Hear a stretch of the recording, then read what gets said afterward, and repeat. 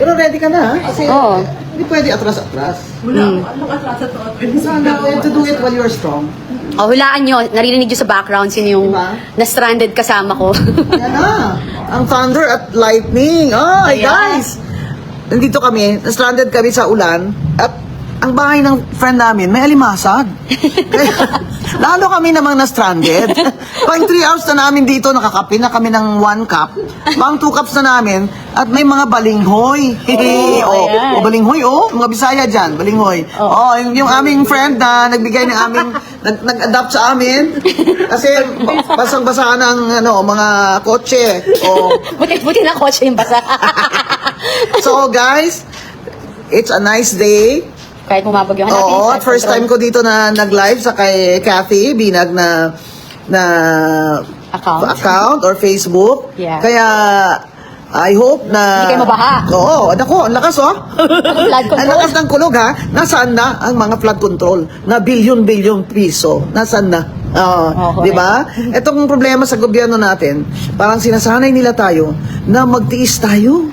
Tiisin natin ang baha, tiisin ang lindol, tiisin ang gutom, tiisin ang nakaw. Yan, kinokondisyon nila tayo ng ating gobyerno para hindi tayo mag-protesta ng protesta. Pero mga kababayan, hindi na pwede ito na after 3 years ganito lang ang ginawa ng administration ni BBM. Hanggang ngayon, more than half, o anong survey dyan ng NEDA at PSA, half of the Filipinos, kalahati ang nagsabi na nakaranas na sila ng gutom.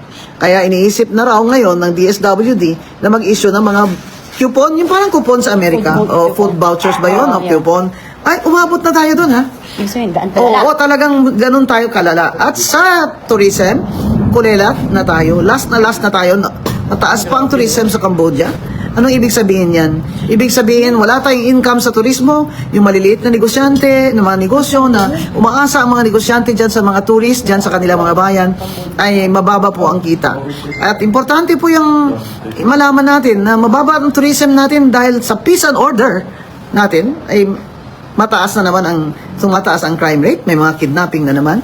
At ang cost of living tsaka food dito sa atin ay mataas kumpara sa ibang bansa ng Asya. Kaya naman po, yung mga tourist ay ayaw na lang pumunta dito. Lalo na doon sa mataas ang crime rate o takot na takot sila, may mga abiso sa kanila na huwag na muna silang magbakasyon sa Pilipinas. Yan po lahat, trabaho po yan ng ating gobyerno. Na binoto nyo kayong mga nabudol, yan ang binoto nyo. Kaya 3 taon pa muli. Hindi po pwedeng tayo ipatulog-tulog lang. Kaya lagi ko po talagang sinusundot-sundot ang pet nila. Na, may gera na. Israel, America versus Iran. Ang nakakatakot pag sumali pa si Putin dyan sa Iran, ay baka mag World War III na. Hello, Mr. President, sir. Tanghali na po.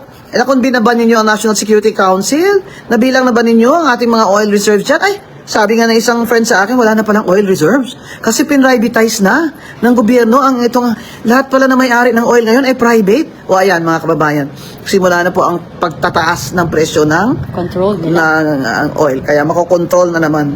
Pag konti kasi supply, tsansa na ng isang makapangyarihan at na gobyerno, strong ang desire sa corruption.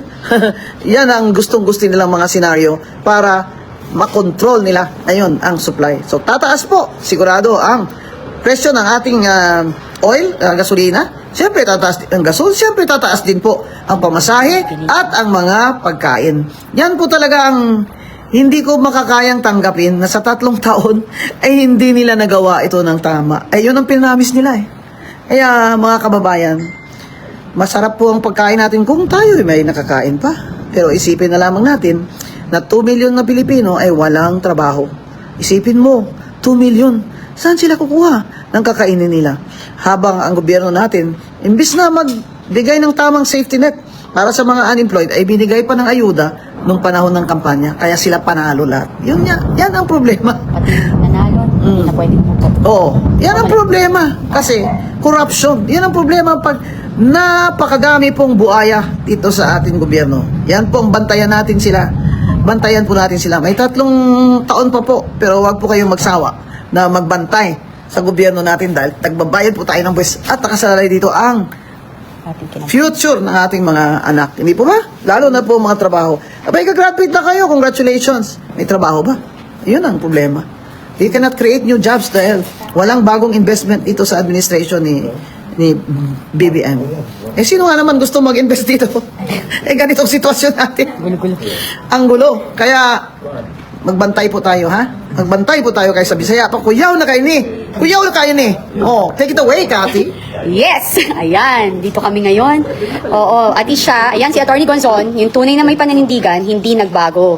Kasi ang para sa kanya, kung ano yung tama, at kung ano yung nararapat para sa bayan at mamayang Pilipino. God bless! Bye!